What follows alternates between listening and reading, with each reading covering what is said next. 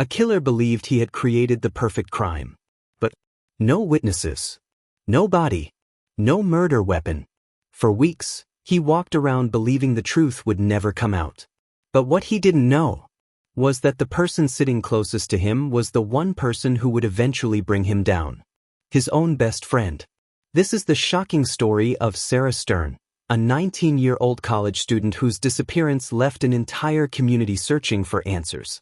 And the unbelievable betrayal that finally revealed what happened behind closed doors. Best friend's secret confession exposes a shocking murder mystery. Killer thinks he got away, but his best friend secretly exposed him. This is Liam McAtasney. Sitting beside him is Anthony Curry, his longtime best friend.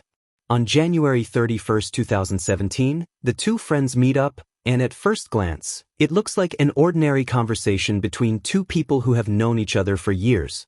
But behind the casual exchange, Anthony is carrying a growing suspicion. A suspicion that his best friend may be hiding a dark and disturbing secret. 2 months earlier, 19-year-old Sarah Stern vanished without a trace. One day, she simply disappeared, leaving her family and friends desperate for answers. Her car was later discovered abandoned on a bridge, but investigators found no immediate evidence of what happened to her. There were no obvious signs of a struggle, no clear clues, and no explanation for where Sarah had gone. But Anthony believes there is one person who may know the truth, Liam McAtasney. Anthony had started noticing things that didn't feel right. The more he thought about Sarah's disappearance, the more he became convinced that Liam was somehow connected. But suspicion alone wasn't enough. If Anthony wanted answers, he needed Liam to reveal what he knew. So Anthony decided to do something incredibly risky. He would confront his own best friend and try to get him to admit the truth. As the conversation continues, Anthony carefully begins asking more questions. He tries to stay calm, acting like it is just a normal conversation, but Liam starts sensing that something is different.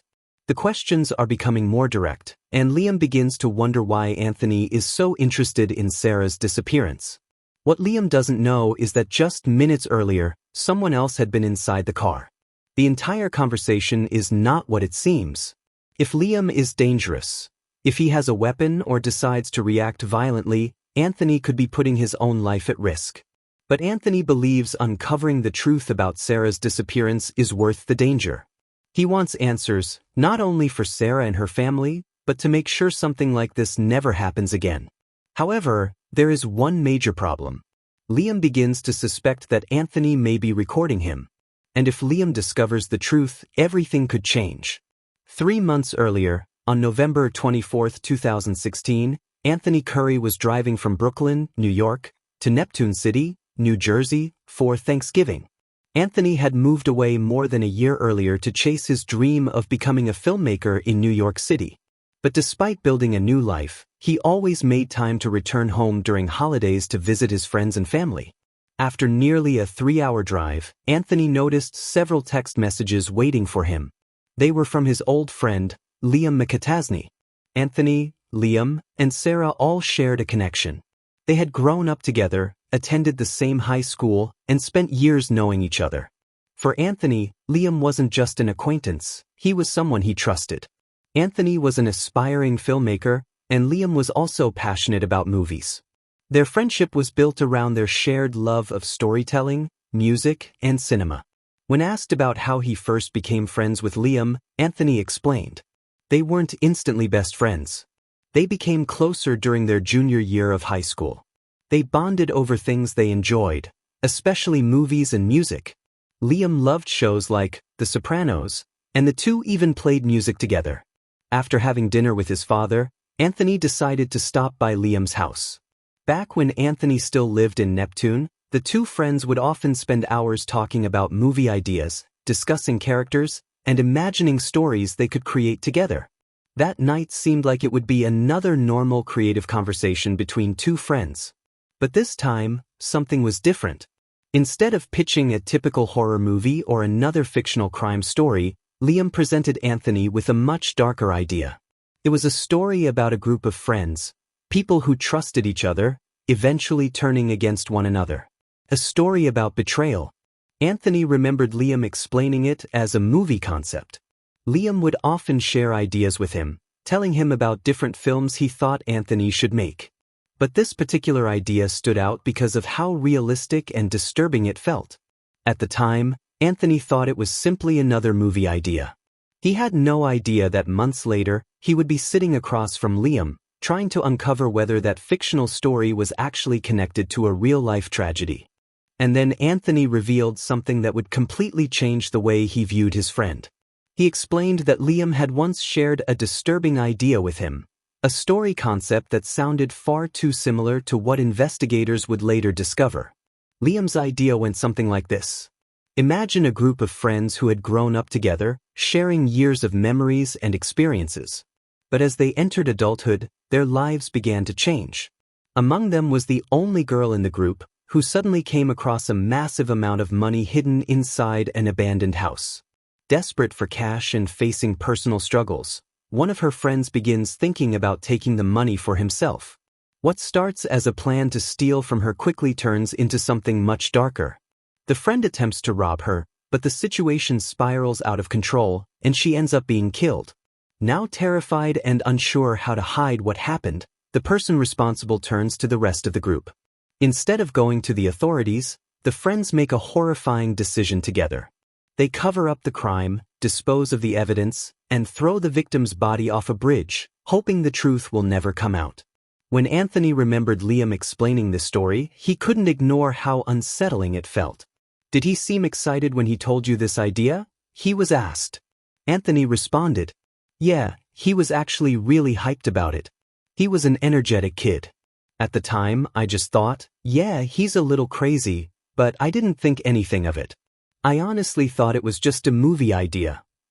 To Anthony, it seemed like nothing more than a dark fictional story created by a young person with an overactive imagination.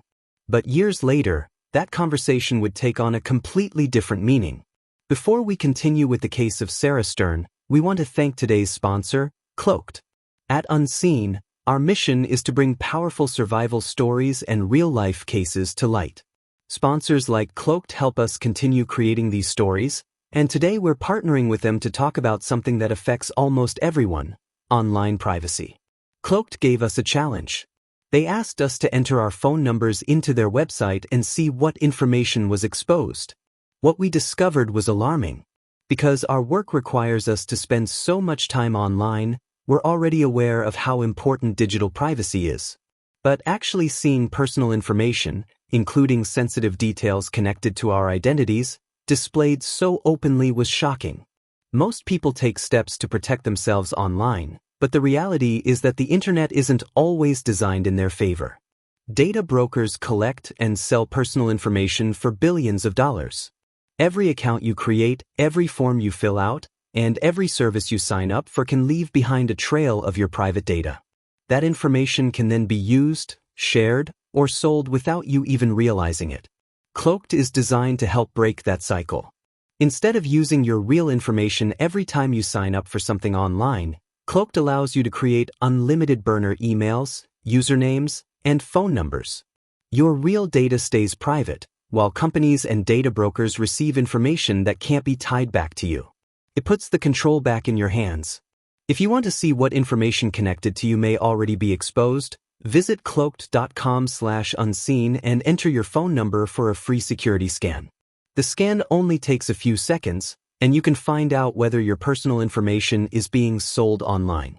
And if you're ready to take back control of your digital privacy, use cloaked.com/unseen to get 30% off any plan. Now, let's return to the case of Sarah Stern. 9 days later, on December 3, 2016, Anthony had already returned to Brooklyn. A full week had passed since his strange conversation with Liam, and although Liam's unusual movie idea had stayed in the back of his mind, Anthony never thought much more about it. To him, it was just another bizarre story his friend had come up with. But back in Neptune, New Jersey, something deeply disturbing was beginning to happen, something that sounded eerily similar to the fictional scenario Liam had described. Late that night, around 3 o'clock in the morning, Michael Stern, a single father, was suddenly awakened by an unexpected phone call from the Monmouth County Sheriff's Department. "They called me around 3 o'clock in the morning asking me about who drove the gray Oldsmobile," Michael later recalled. And I told them, my daughter drives the car. The reason for the call was alarming. Less than an hour earlier, authorities had received a report about a gray Oldsmobile that had been found abandoned on the Belmar Bridge. At first, Michael's mind went to the most obvious explanation.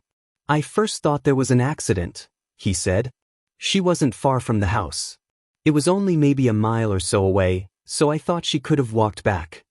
Earlier that same week, Michael had traveled from New Jersey to Florida with his girlfriend, leaving his 19-year-old daughter, Sarah Stern, home in Neptune.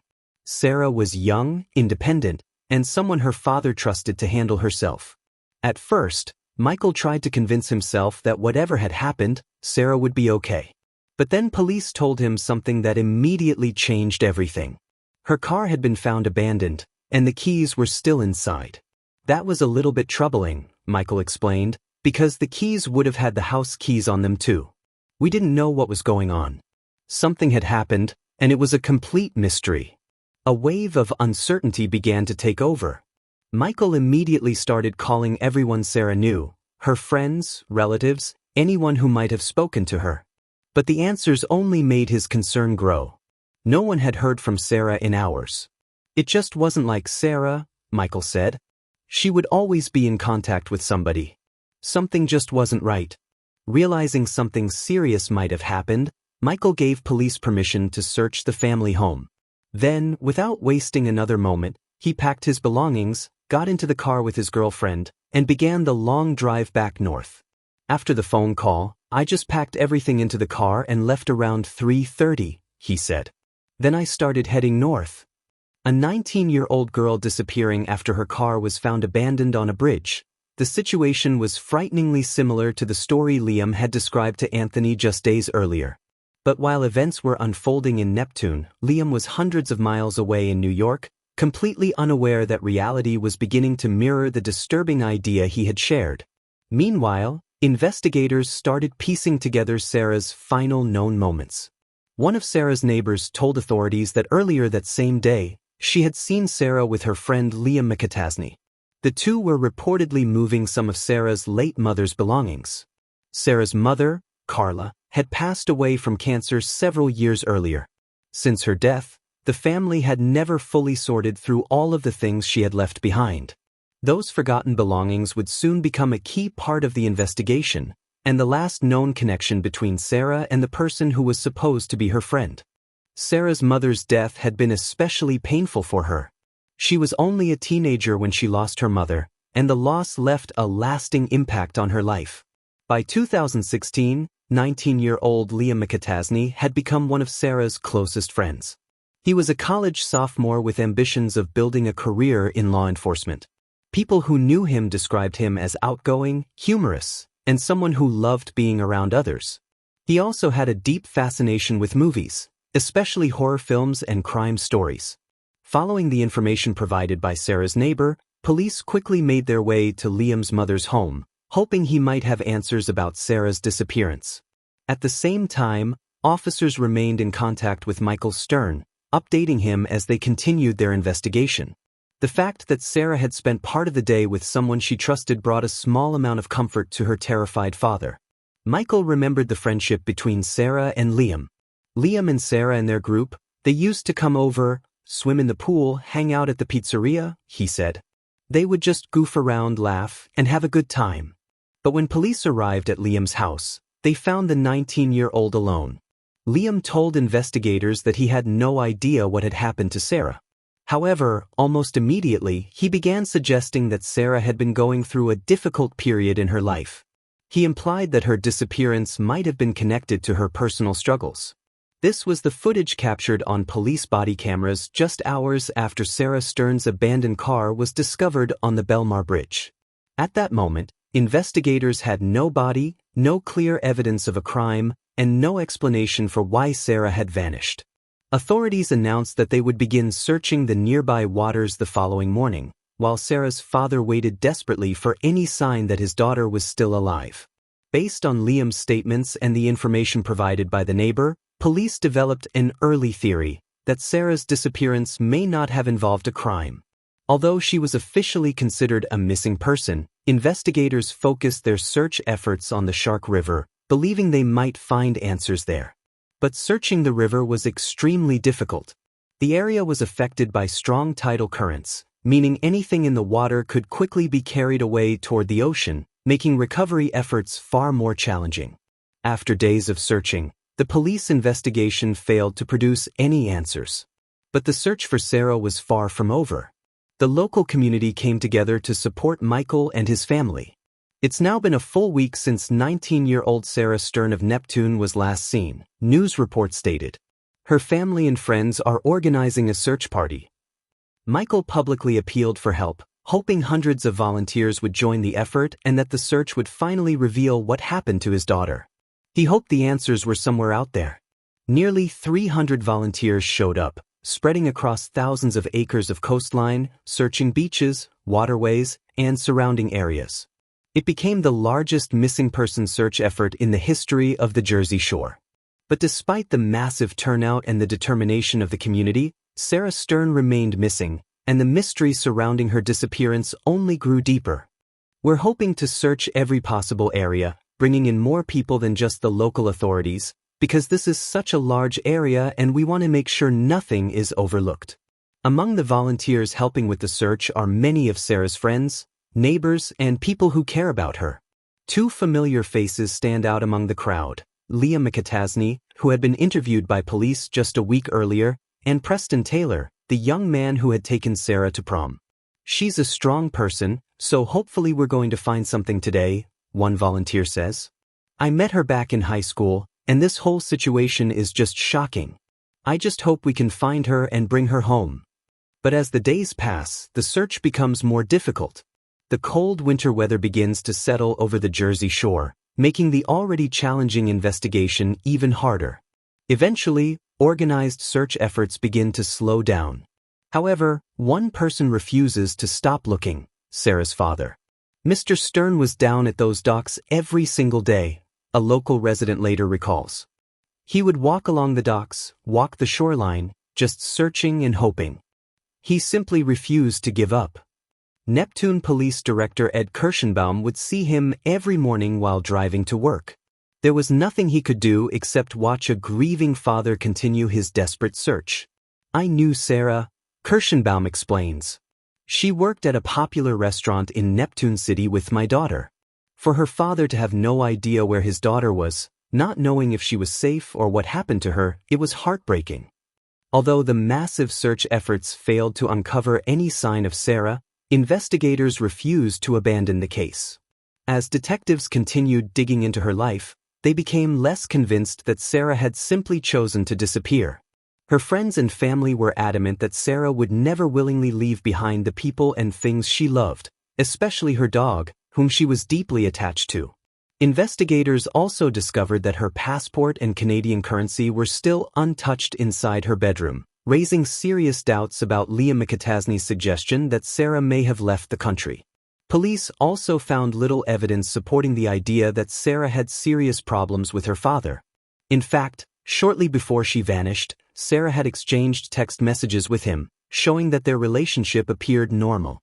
With every new detail, detectives began to suspect that something much darker had happened.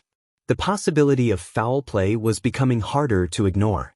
But there was one major problem. The investigation had been going on for nearly a month, and police still had no suspects. "We were at a standstill," investigators later admitted. "We were at a dead end." The case was getting colder with every passing day. Meanwhile, hundreds of miles away in New York City, Anthony Curry was continuing with his normal life, completely unaware of the disturbing events unfolding back in Neptune. That changed when he came across a post on social media about Sarah's disappearance. The post mentioned that her abandoned car had been discovered on a bridge. And for Anthony, seeing that detail would become the moment when everything began to change.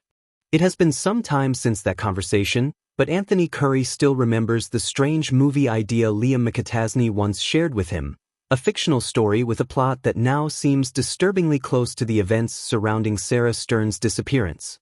As Anthony begins putting the pieces together and questioning whether the similarities are just a coincidence, Liam suddenly reappears in his life.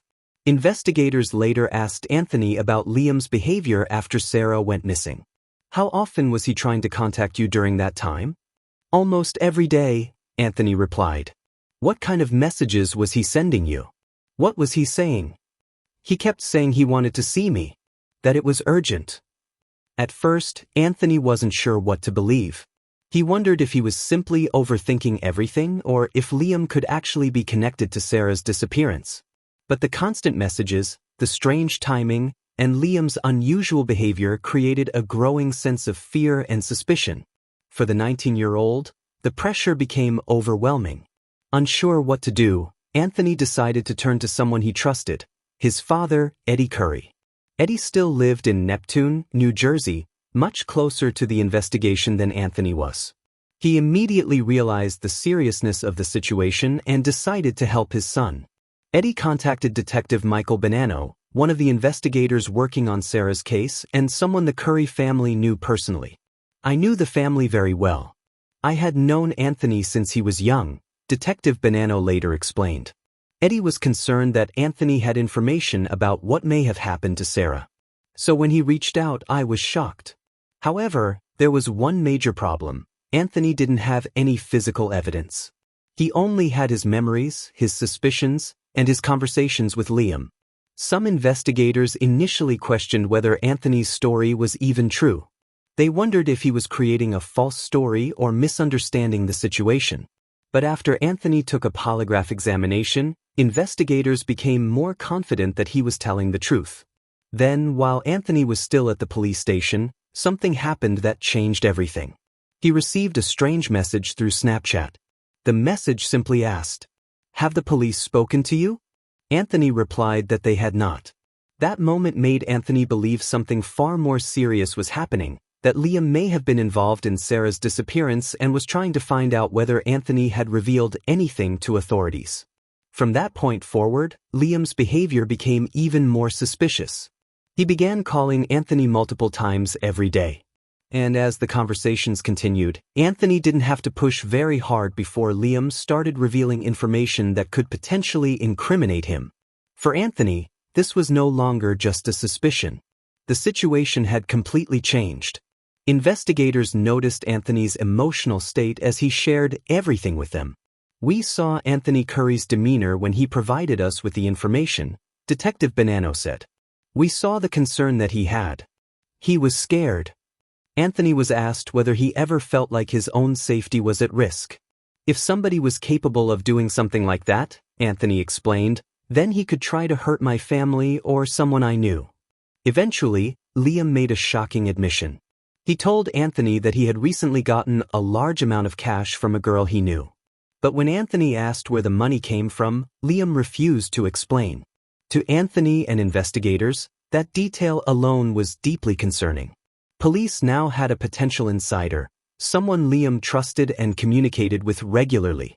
So they began working with Anthony on a plan to gather more information. The first step was arranging another meeting between Anthony and Liam. Investigators wanted Anthony to agree to something critical, allowing law enforcement to secretly monitor and record his conversations with Liam. "We were going to ask Anthony if he would be willing to allow law enforcement to monitor and record his communication with Liam," investigators explained. The goal was simple: let Liam talk freely, gain his trust, and hopefully uncover the truth behind what happened to Sarah Stern. The first few messages exchanged between them through text and Snapchat seemed completely normal at first. Nothing immediately stood out as suspicious. The conversation was casual, almost like any ordinary interaction between two friends. But eventually, Anthony makes a crucial move. During a phone call, he asks Liam if he can lend him some money. After leaving the police station, Anthony drives away alone. Before sending him out, investigators give him specific instructions. To make the situation appear natural and avoid raising any suspicion, detectives ask him to turn up the radio and sing along while they adjust the listening equipment hidden inside the vehicle. It is an incredibly strange and uncomfortable moment for Anthony. He is just a young filmmaker who is now facing a terrifying possibility that one of his closest friends may have been involved in a murder. And in only a few minutes, he will be sitting inside a car alone with that very person, secretly recording everything they say. But Anthony knows he has no other option. If Liam truly had something to do with Sarah Stern's disappearance, this could be the one opportunity investigators have to uncover the truth and find the evidence they need. Anthony drives toward Ocean Avenue and eventually parks near the boardwalk overlooking Bradley Beach. The temperature is freezing, the area is quiet, and every passing second feels heavier. Liam could arrive at any moment. Investigators believe that if Liam's actions were connected to the disturbing movie idea he once described, then money could have been the possible motivation behind Sarah's disappearance. Following their plan, Anthony brings up his old story about his broken camera, hoping Liam might reveal something useful or accidentally say something incriminating. But instead of confessing anything, Liam casually starts talking about the money he supposedly received from the robbery. Anthony immediately realizes he has to be extremely careful. Every question matters. He wants Liam to keep talking and reveal more information, but if he pushes too aggressively, Liam might become suspicious and shut down. So Anthony carefully guides the conversation back toward the money Liam mentioned, trying to understand where it came from and why Liam is talking about it so openly. But almost instantly, the conversation takes an even darker direction. Preston Taylor, Liam's roommate and also one of Anthony's close friends, becomes the unexpected focus of the discussion. When Anthony notices that Liam is surprisingly willing to talk about Preston, he carefully shifts the conversation toward him. And once again, Liam begins revealing information that Anthony never expected to hear. Minutes have now passed since Liam entered the vehicle. Anthony continues asking questions, trying to keep the conversation natural while secretly gathering as much information as possible. But as the discussion goes on, Liam starts to sense that something feels different. He becomes increasingly uneasy and suspicious. His behavior grows more paranoid, and he repeatedly tells Anthony that Preston already wants him dead. Liam insists that the situation is getting dangerous and that they all need to meet together before everything goes completely out of control. The conversation that started as a simple ride between two friends is slowly turning into something much more disturbing, a moment where hidden secrets, fear, and possible guilt begin to surface. Refusing to return to their house, Anthony tries to keep his composure and act as naturally as possible. But the situation takes a sudden and terrifying turn when Liam unexpectedly asks him to prove that he is not wearing a wire. Across the parking lot, the detectives watching from a distance immediately become tense. They know something is wrong, but they have a major problem. They cannot see what is happening inside the vehicle. From where they are standing, they have no idea what Liam is doing or whether Anthony is in danger. Many people later questioned Anthony's actions, asking, was he a hero? The answer, according to those involved, is absolutely yes. Anthony willingly placed himself in an extremely dangerous situation. If Liam had suddenly pulled out a weapon, the detectives nearby may not have had enough time to intervene. They were close, but not close enough to guarantee they could protect him. Anthony understood the risk and still chose to do what he believed was the right thing. At the time, Anthony had no idea how important the conversation was becoming. He did not realize that almost everything Liam was saying was lining up with the evidence investigators had spent the previous 2 months uncovering. One of the first major details involved Sarah's discovery of money hidden inside her family's second home.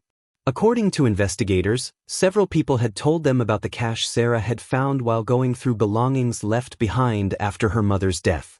Sarah's mother had passed away years earlier, and she had reportedly been saving that money. At some point, Sarah discovered the hidden stash. Investigators were told that Sarah's mother may have intentionally left the money there for her daughter to eventually find. But what disturbed detectives even more was the dramatic change in Liam's behavior and the way he was now speaking. For weeks, investigators had interacted with Liam as a seemingly respectful and cooperative 19-year-old. He presented himself as one of Sarah's closest friends, someone who was deeply concerned about her disappearance and wanted to help. Yet behind the scenes, detectives were beginning to question whether Liam knew far more than he had admitted. One detail that had always seemed unusual to investigators was that Sarah never told her father about the money she discovered. That raised questions. Why would Sarah keep such a significant discovery a secret from her own family? According to Liam's explanation, Sarah believed her father, Michael, had previously taken money that was supposed to belong to her after her mother's death. Because of this belief, investigators initially viewed Liam's information as potentially valuable and trustworthy. But as the investigation continued, detectives began reconstructing Sarah's final day. Through surveillance footage and witness statements, they confirmed that Liam had spent a large portion of that day with Sarah. The two friends were seen together moving boxes from the Stern family home. They visited neighbors, handled errands, and later went to the bank, where Sarah accessed her safety deposit box. To everyone who saw her that day, Sarah appeared completely normal. She seemed happy. She talked about her future. She told friends about her plans and dreams. One person recalled, "She seemed really happy. She asked me to hang out that night. She was telling me that she wanted to move to Canada. She hugged me and I said, 'Love you.' She said, 'Love you too.' That was the last time I ever saw her." Investigators also had important video evidence from the bank. They had footage showing Sarah arriving at Kearney Bank, signing in, and accessing her safety deposit box. It was one of the last confirmed moments of Sarah's life before everything changed. The footage also captured Sarah walking out of the bank, seemingly unaware that these would be some of the final moments of her life ever recorded. The last piece of video evidence came from a neighbor's security camera positioned toward the Stern family home. The camera captured activity outside the residence late that night. About 2 hours later, Sarah's abandoned car would be found left behind on a bridge, creating even more questions about what had happened to the 19-year-old. Investigators believed the person seen in the footage was likely Sarah, but the conditions made it difficult to confirm with absolute certainty. We suspected that it was Sarah, although we couldn't clearly see her. It was nighttime, and the lighting was extremely limited. Despite the growing suspicions surrounding Liam McAtasney, authorities did not immediately make an arrest. Instead, prosecutors spent the next 2 years carefully building their case, gathering evidence, and searching for anything that could legally connect Liam to Sarah's disappearance and suspected murder. But one major question remained. What exactly happened inside Anthony Curry's car on the night of January 31, 2017? The only people who truly knew the details were the police and the county prosecutor's office, leading many to ask, why didn't you just arrest Liam McAtasney immediately after that video recording? The answer came down to the legal standard required in a murder investigation. Legally, you cannot simply charge someone based only on their own statements. You need additional evidence that supports those admissions. We didn't have physical evidence like clothing, forensic material, or Sarah's remains. We didn't have her body. And that is extremely important because, in a murder case, prosecutors must prove that a person was actually killed. Without a body, proving that becomes significantly more difficult. But prosecutor Christopher Gramiccioni was not standing still. Over the following 2 years, he and his team continued working to strengthen their case against Liam. Although prosecutors were unable to convince Liam to cooperate, they eventually managed to get Preston Taylor, the roommate Liam had accused of wanting Anthony Curry dead, to work with investigators. Preston agreed to testify against Liam, and he also assisted police by recreating the events surrounding the night Sarah disappeared, providing investigators with a detailed reenactment of what allegedly happened. For the prosecution, Preston's cooperation appeared to be a major breakthrough. However, the defense team had already anticipated this move and was prepared to attack his credibility in court. During the trial, defense attorney Carlos Diaz-Cobo aggressively challenged Preston's testimony. He revealed to the jury that Preston had previously admitted to creating false stories and making serious accusations against innocent people in an effort to reduce his own legal troubles. The defense argued that Preston was someone willing to manipulate the truth when it benefited him. We're talking about someone who admitted to inventing stories and making false accusations against innocent people. His mindset was simple: point the blame at someone else and try to shift attention away from his own actions and responsibility. With Preston's credibility under attack, the prosecution found itself facing a difficult beginning. The case that had taken years to build was now entering the courtroom, where every piece of evidence and every witness would be heavily questioned. Next, the prosecution begins calling a series of character witnesses, People who knew Sarah Stern personally and understood who she was beyond the accusations being made in court. Her neighbors, childhood friends, and family members all take the stand one by one, challenging the story Liam had presented. They acknowledge that Sarah was still dealing with the pain of losing her mother. They admit that she had once talked about the possibility of moving to Canada someday and starting a new chapter in her life.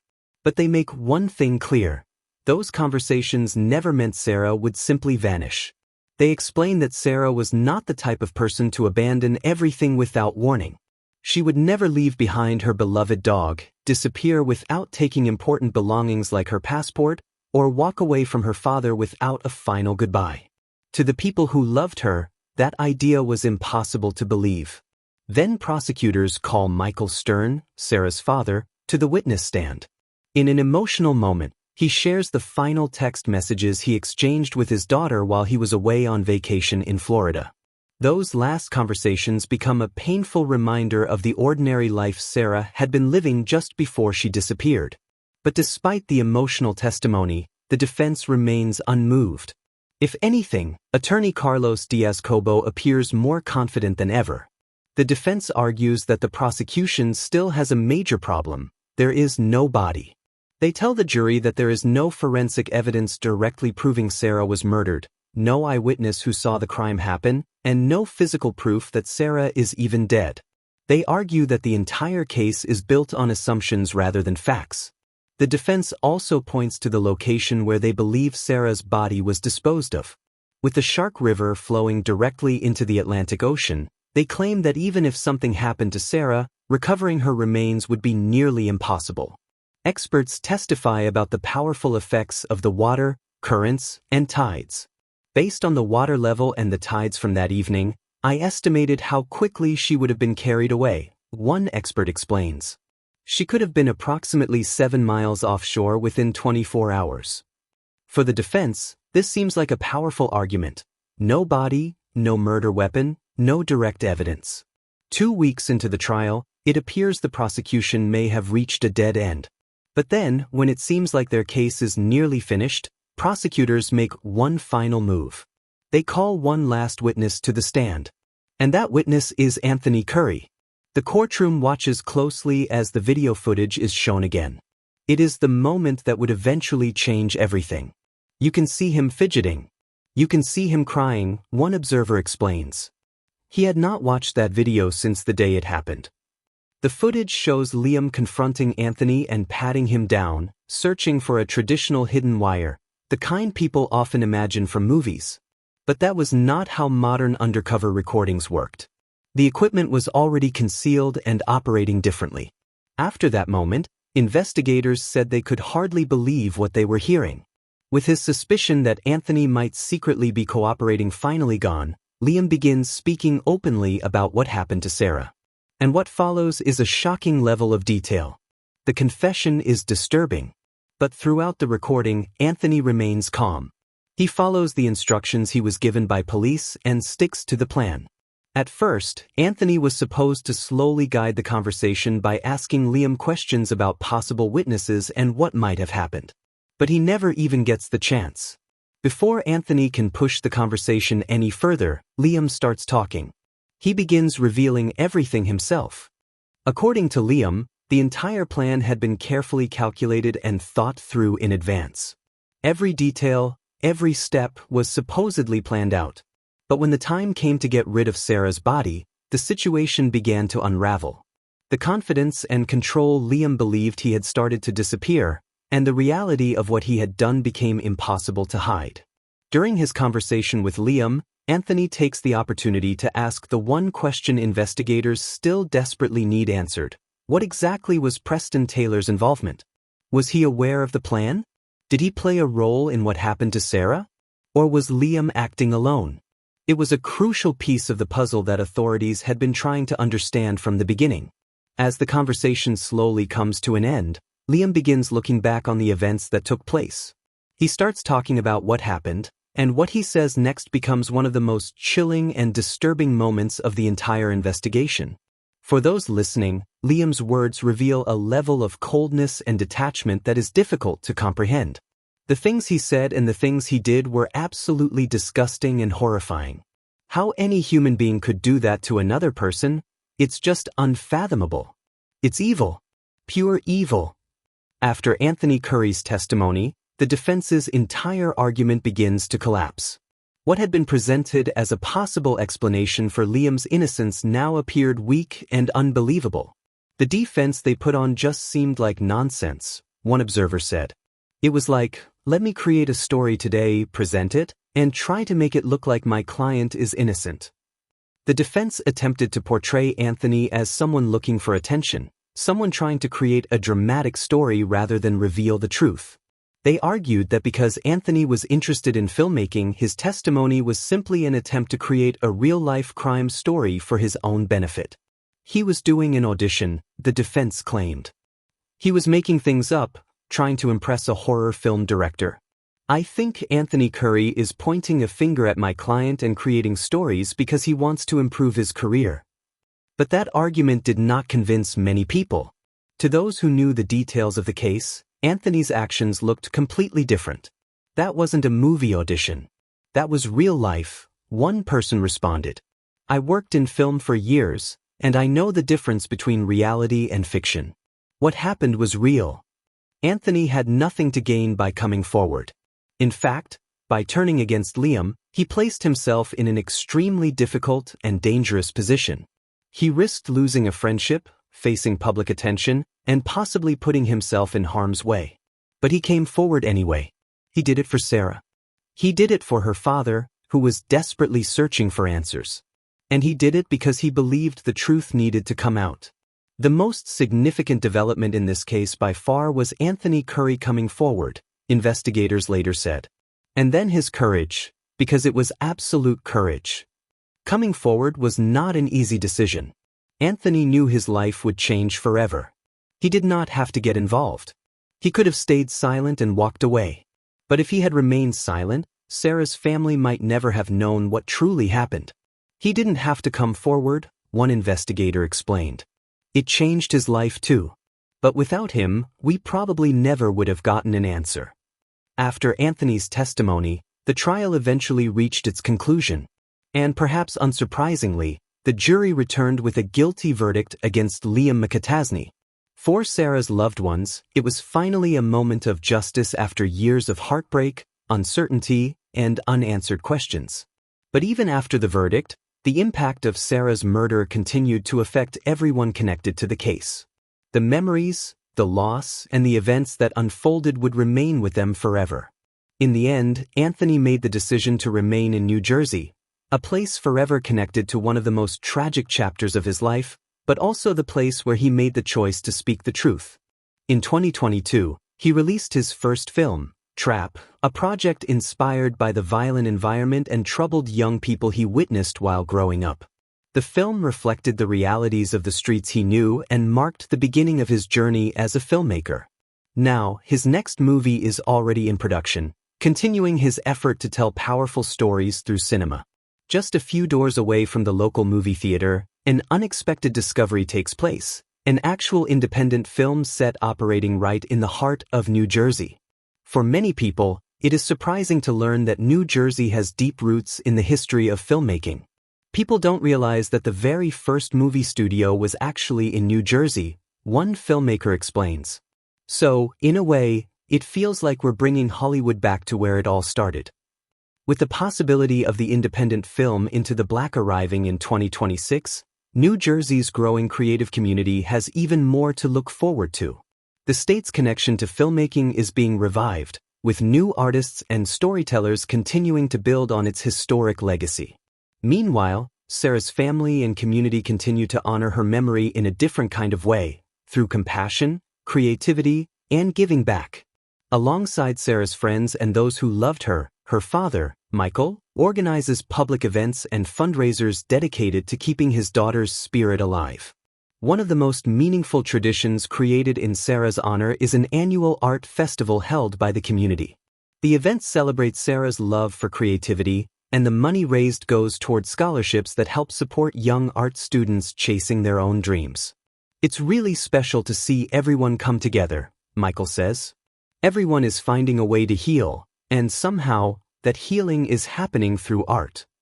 Art was always at the center of Sarah's identity. She dreamed of traveling to Canada to continue her studies and become an artist herself. Although her future was taken away too soon, Michael has made it his mission to protect the passion she left behind by helping other young artists follow the path she once hoped to take. Sarah's life had meaning, Michael reflects. And if her story can inspire someone else, if she can help another person believe in themselves and follow their dreams, then I think that would mean something, both for her and for me. Those who knew Sarah believe she would be proud of what her community has created. I think she would be happy, one friend says. I think she would love seeing that we're all still creating art, because that was what she loved more than anything. To the outside world, Sarah became a symbol of a heartbreaking tragedy, a story that brought an entire community together in grief and determination. But to Michael, she was never just a headline or a case. She was his daughter.